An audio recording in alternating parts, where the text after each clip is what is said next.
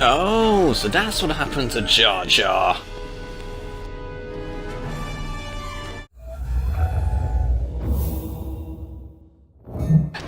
Yo, what is up guys, it's Tyranic here and welcome to another game review.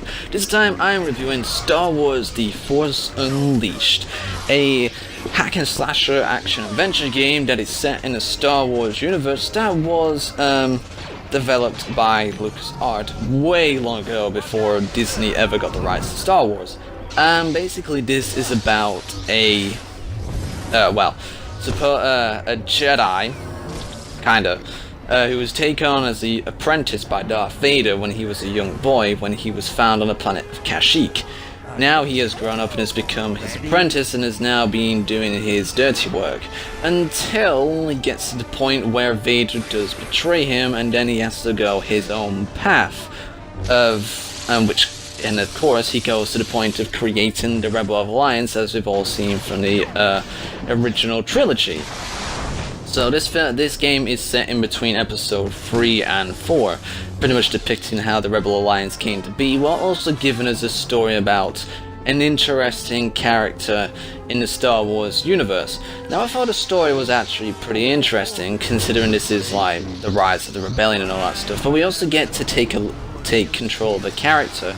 In some ways you get to see their path from going from the dark side to the light side in a pretty interesting way, considering that at first you have to follow Darth Vader's bidding and then basically just killing other Jedi that have like hidden away after Order 66, and then while being betrayed yourself by Vader, you then go on a mission to like create the Rebel Alliance so you can fight against the Empire, which technically is a trap, since Vader is technically commanding you to do that himself, so they can find like the people who are conspiring against the Empire.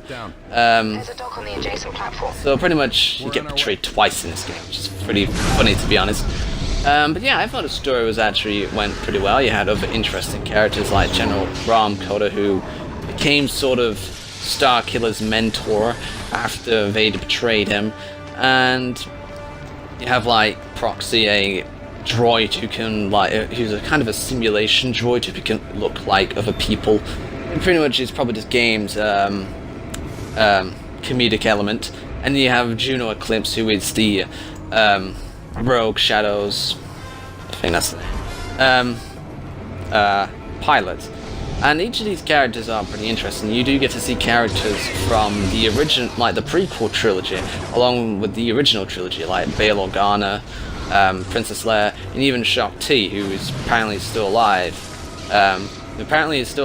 Somehow. And along with some new characters that it introduced as well, like new Jedi that we didn't know even existed, who survived Jedi Purge and all that sort of thing.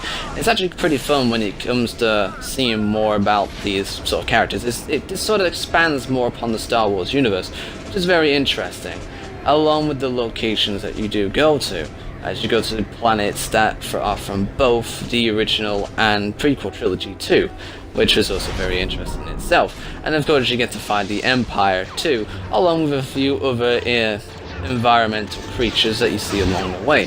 But yeah, I think the story went at a decent enough pace, but the thing is, this game, there's a lot of differences. There was the 360 version, which is the one I played here, and then there's the PS2 version, and there is a few radical differences between these two.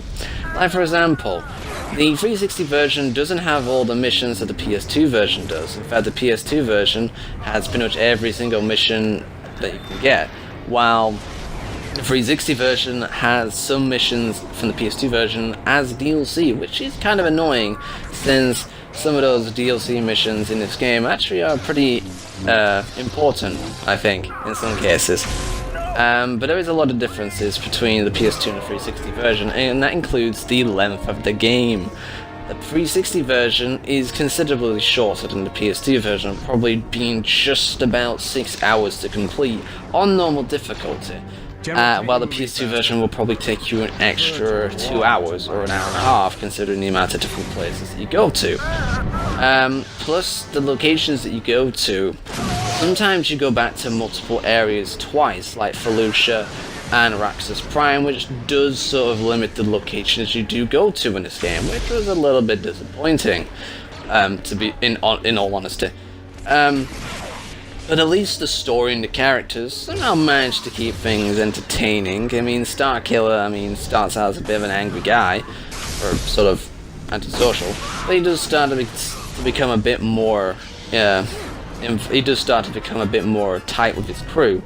And you do see that he does, like, you know, he was a lot more of less of an angry person than he started out to be. But it's like there's not really much, but because of the short time length on the 360 version, you don't really get attached to characters as much as you wouldn't on the PS2 version. So it's kind of annoying how the 360 version sort of like doesn't, you know, take advantage of like all the levels and content that the PS2 version had, which in some ways makes the story a little bit more disappointing to experience, but hell, at least things were okay. Plus, the locations, though, on both console versions are actually pretty different. And the graphics, honestly, I don't know. Sometimes the PS2 and the 360 versions look better in different areas. Probably during the cutscenes, the PS2 version looked better, because the 360 just didn't look right for some reason in some areas.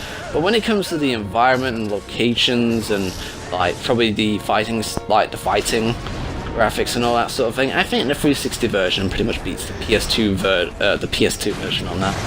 Yeah, overall, I think the story of the Force is alright. As an expansion of the Star Wars universe, it was actually pretty good. But when it comes to playing a game that will keep you entertained for a good while, yeah, this is not the right place. Now, when it comes to the mechanics of this game, obviously since this is a hack and slasher, you're mainly going to be using your lightsaber, but you also have your force powers, and since you are on the dark side, you pretty much have some extra powers that you don't really see the Jedi use, like the lightning power. And it is very interesting how these mechanics actually do work pretty well in the game. Like the combat itself, using a lightsaber, and the different combos you can come up with along with the different powers you have, all work pretty well, considering the different enemy types you're going to be fighting in this game as well. And I really did like the powers, and when it comes to upgrading them, you can either like kill a bunch of enemies, or you can find these holocrons which will either give you like more experience points, or even saber crystals and some, like, you know, secret stuff which are scattered around the levels you play on. But I really liked how the pretty much just how the fighting mechanics worked. They did work very well, even though sometimes it might feel a bit, you know, iffy with the controls, and the enemy's ragdoll physics don't really help with that either. You do have a limited health bar, which you can only regenerate by killing enemies, along with a limited force energy, so you better make sure you do the right kind of combinations of force powers and conserve your energy against different types of enemies, because this game will throw a lot of enemies at you. The more you go through the game, the more tougher enemies do start coming in, so it's best to upgrade yourself along the way too, because you do level up in the game, and when you're in the start menu, you can upgrade your powers in 3 different ways: force powers, force talents, and force combos. And so you need to find different coloured force spears, which will help you upgrade the different attributes for your character. I would mainly recommend going for the force talents area, because since they are the more, you know, easier to unlock bunch. But you always do need to make sure which ones you do unlock, so you can like have a good advantage against the enemy.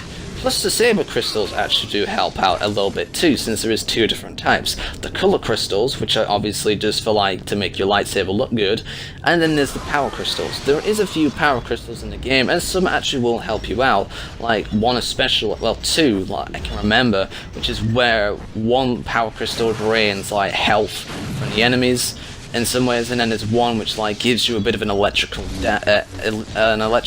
damage on the enemies, which is actually, so the power crystals do actually help in some ways. I'll tell you one thing, this game, when it comes to difficulty wise as well, since I played this on normal difficulty, it was actually pretty easy in some areas. Sometimes it would get a bit tougher in some areas, mainly because of the amount of enemies there would be throwing at you. but most of the time it would be quite easy, this game.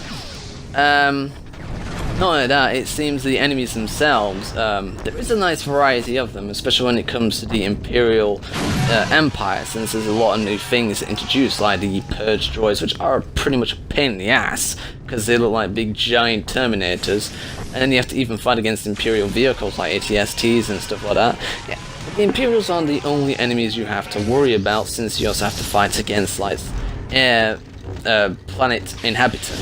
Like on Raptors Prime, you have to fight against like garbage droids and Rhodians, like who are smugglers. And then on some other planets like Felucia, you have to fight the inhabitants there, which can be a bit of a pain. And even the giant Rancor monsters themselves. So it's like you don't have to fight the Imperials aren't all you should be worrying about. You should also be worrying about the planet's natural ecosystem too. But yeah, then it's the bosses themselves. Now, the bosses, on the difficulty that I played, were surprisingly easy, apart from probably a couple. They were very easy to do, and I was very surprised by this, because hell, even the final boss battle, Darth Sidious, was actually pretty easy to fight against. I mean, Darth Vader was probably a little bit tougher, but hell, I was surprised by how quickly I got these boss battles done. I only died probably like a couple of times on them. Probably not even on each one. Like, I probably died a couple of times on some of them, but others I managed to get through in one go. And what I liked about the level design of this game is the fact that there isn't always just like hacking and slashing. There's even bits where you have to make this sort of like puzzle-y type things, and that's where the Force can come into effect. Because since you can use the Force to levitate objects and the enemies, there is some sort of platforming and puzzle-y type sections which do make the game a little bit more interesting to play, and not just like, you know, just going around killing people. And I really like how it does focus a lot on your Force powers itself. Now you can also customize your character too. There is a bit of customization. You get like a sort of a different like outfit on each level, and you can obviously like get more from the DLCs and stuff like that, but there was actually a decent amount of customization. I thought the costumes that you were able to wear were actually pretty the outfits you wore were actually looked pretty cool. But yeah, it's like there wasn't really much else to go on really, because that's pretty much all you're doing. Like, you're pretty much completing a mission. There's like small objectives here and there that you can complete to help you out with leveling up, but there's really not much else to say about this game other than that. But mostly overall, I think this game, if it's trying to intimidate Star Wars and trying to make sure that it actually plays right, like being the Jedi and stuff like that, the game technically did that bit pretty much correctly and gave it justice. But I would like the game to be a bit tougher to do, or a little bit more challenging, considering the boss battles were easy as shit, to be honest. Probably the most disappointing aspect of this game is the fact that I was able to completely overpower the boss enemies very quickly. There was probably only like one boss battle that actually did take time to do. And yeah, so it's also best to make sure that you also know the different button combinations for your Force combos, because some of the Force powers and the different attacks you have can be effective against certain enemy types. And so it's always best to make sure you know which button combinations you're doing against certain enemies. That way you can actually be able to kill them very quickly.